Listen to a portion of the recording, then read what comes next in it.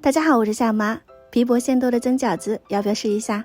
以前在潮汕吃过，真的是太香了。今天我们在家做，首先准备馅料：2斤猪肉，2把肥手切成小块，放入绞肉机绞成肉末，装进大碗，开始调味：2勺盐，1勺胡椒粉，2勺鸡精，1勺白糖，淋入适量的生抽、蚝油。先把这些调料抓捏均匀。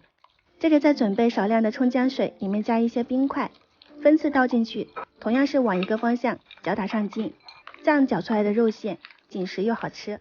最后加入少量淀粉，大概是20克左右，抓捏均匀，这样肉馅就准备好啦。我们给它分成3份，做成不同的口味，1份加入韭菜，1份加入苦瓜，1份加入紫菜，还可以根据个人的口号去随意搭配，像玉米、鲜虾、胡萝卜等等都可以。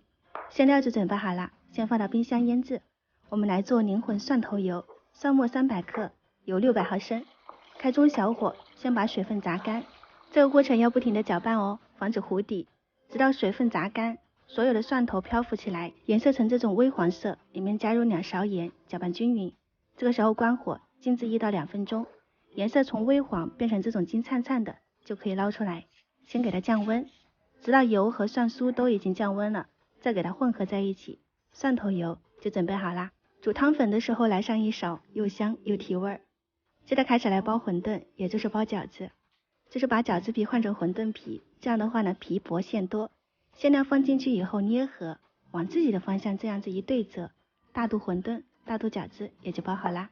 一共是可以包150个。在出入蒸锅之前，我们要撒上一些清水，防止面皮变干。盖上盖子，大火蒸18分钟。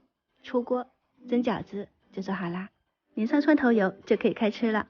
薄薄的面皮包裹鲜香的肉馅，搭配了香酥的蒜头油，一口下去真的太满足了。